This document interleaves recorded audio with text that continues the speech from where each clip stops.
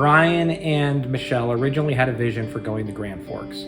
But upon coming up here and seeing Fargo, they felt a sense from the Lord that Fargo was a place for the new church plant. So as Brian was pastoring at Grace Covenant, he was training up Aaron Santor to take over. And Brian and Michelle made the announcement that they would be leaving to go plant a church in Fargo. They announced to the congregation that whoever was interested to come and talk to them. And it so happens to be that the Murrays, the Picards, the Finleys, and Andrea McCrae spoke to Brian. Steve and I served for several years in Brian and Michelle's church down in Georgia. And it was our prayer that the church down there would send us out to do something for the kingdom. But they were a pretty small church and they didn't do that kind of thing often. But we were in faith for it and we trusted the Lord and we just kept praying. Not long after that, Ron McLean from Canada actually came to us at a Consumed conference and asked us if we wanted to be a part of this church plant up here. He asked us separately and we felt immediately like it was an answer to what we had been praying for. And so we said yes. We were just in this season of praying about what God had for us next as a couple. We were looking into international opportunities, and one night as we were praying, Jonathan just said to me, he said, I wish that we could plant a church in our own culture and in our own language before planting a church in a different culture and different language. The very next day, we found out that Brian and Michelle were moving to Fargo to plant a church and wanted to take a team with them. And it just seemed like an immediate answer to prayer. So we began meeting in Brian's house in Toccoa, months before we all moved up here.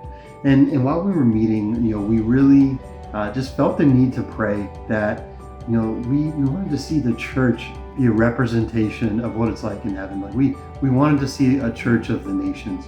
So we prayed into that, months before moving here. And by God's grace, as we look, we just see His hand of giving us people from all nations to be a part of the body. It's been amazing. And during that time, we also were praying, just for a word of just encouragement to us of what the church would be. And we felt the Lord give us a prophetic vision that the church in Fargo would be a fortress, a sending place for the gospel, and that we would be sending families and individuals out from the church into the U.S., into other churches nationally to spread the gospel. The Murrays moved up first, and in order for them to do that, they ended a lease in Georgia and lived with us for a month in Georgia. And then they moved up here and rented an apartment. He transferred his jobs to a Home Depot up here in Fargo from Home Depot in Georgia. And then when we moved up, we lived with them for even longer than a month as I looked for a job up here. And so we really all helped each other. At one point, we joked that we think everybody lived with the Murrays at some point in coming up here. And so we helped each other get up here. The Picards came a little while later, not much later, with their whole family.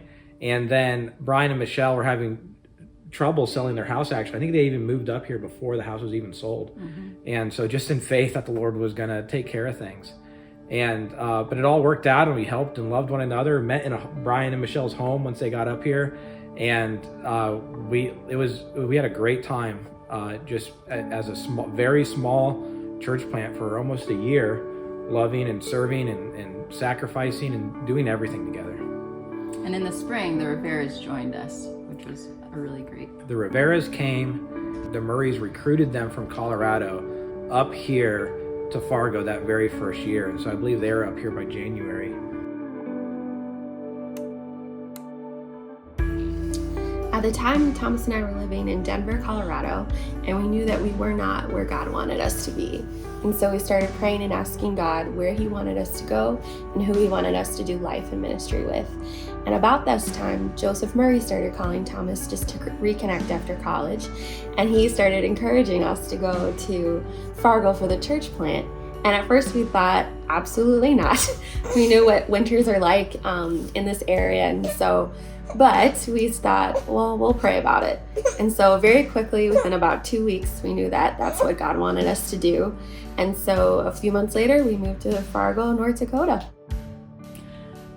So that first year, we were meeting in Brian and Michelle's house, and we were a pretty small, tight-knit group, but we were all super zealous for what the Lord was doing here. So it was really neat to see everybody just coming alongside of each other serving, staying late, coming early, ministering to people. We had amazing just times of fellowship, prayer, worship, and just going after the Lord together. We devoted ourselves to prayer, to the Word of God, and to each other. Our strategy was pretty simple. We asked God to move, and then we were faithful with whatever He gave us. And the growth of the church can really be attributed to God alone. We made ourselves available to Him, and He did the rest. I remember connecting with Brian for the first time, and he personally invited me to come and check out the church at a church meeting that was going on at his place later that week. And so I went with a friend, and it was a wonderful time. And I remember leaving that night and thinking to myself, I wonder if this is where God is going to join me. I just had this sense that this was where God wanted me to be as I was looking to really get joined to a local church. And there was just something about Brian and Michelle and some of the prophetic things that were shared that night, as well as the DNA of the group that I liked and felt that this is what I'd been looking for. Now that was back in the late first half of 2013.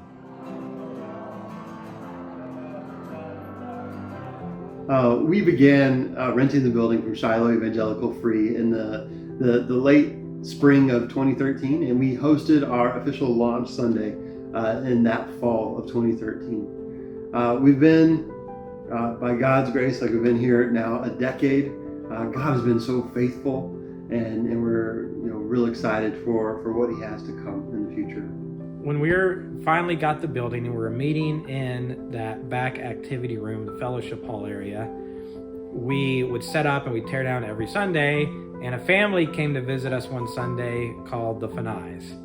And Isaac at that time was, I guess he was maybe a teenager. He was young. And Soma said he knew we needed help from day one because we had these nice mics set on the side, and we were using all the cheap equipment. But we didn't know better.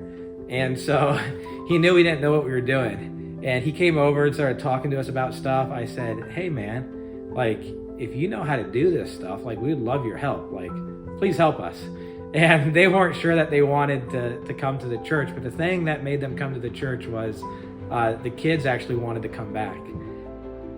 Soma and the family decided to stick around, and Soma became our worship leader and director and began to build teams for the music team at the summit. There are already plenty of people, Jana, Dane, and many other people that sacrificed up until that point. But Soma began to really make it his mission and really change the way that we do worship at the summit. And it's something that I know still blesses many people to this day. And Isaac has continued on in that work. So yeah, shout out to the Fanais. So the purchase of the building was a miracle. It was a huge stretch for our team in regards to faith, and it drew us closer. So we were a small congregation. We didn't have any money. And, where we drew closer was in prayer. We were also very thankful for our brothers and sisters in Canada for their generosity. And really, when God opened that door for us to get the building and purchase the building, it really expanded our vision, and we really saw God for who He is. The God of miracles, that He can open doors. And we just started thinking bigger. And that's been us since then. So Brian had a sense from the Lord that Africans are going to be part of our church. I believe he had this sense all the way back when we were in Georgia and praying. And Brian made a friend named Isaac Poku, who just kind of became a friend of the church. And Isaac had a friend move to the area named Peter Sarpong. I moved to the U.S. late 2016. I started going to a church in town with my brother. And just out of the blues one day, he told me, I don't think you should continue coming to church with me. So I was like, are you disinviting me from a church you brought me to? And he was like, there's this church in town that I think you should go. There's this pastor in town that I think you should really meet. So he talked about Brian a lot. And then that Sunday, he brought me to the Summit Church for the first time. I met with Brian, Steve, and the others. And it was just amazing. I just knew in my heart that that was the place that God was calling me to. And so Peter came on a Sunday, and the very first Sunday he came, he said, "I know this is the church for me." And there were other really important families, that came and joined us, from Madeline to William and many others that were part of those early days here at the Summit. But that became from that, those days on, a really, really important part of what made us here at the Summit. And it's never been the same since.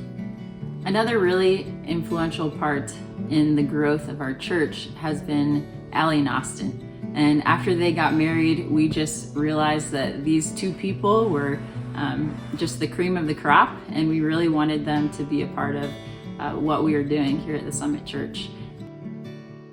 I came to the Summit for the first time in the fall of 2017 when my roommate Andrew Graham had invited me. Andrew had just moved to Fargo and was looking for a church that was preaching the word, that was diverse, and that would push him to grow in the spirit-filled life. Before I knew it, I had been invited to Brian's house and watching football and having intentional conversations, and invited to all the upcoming church events. What really drew me to the Summit was the way I saw people having deep, intentional relationships and how quickly they were able to form that. So I made the Summit my home church. And we knew that they had a heart for young people, and they were eager to serve and eager to disciple. They had definite giftings there. And so they were willing to take on the task of starting our youth ministry, which has grown into what it is today. And that has really just been a benefit in just the families, having that for the families at our church. Early in 2017, God connected us to campus ministry. I met a young man by name Andrew Graham. Through him, we started this young adult ministry called Revive.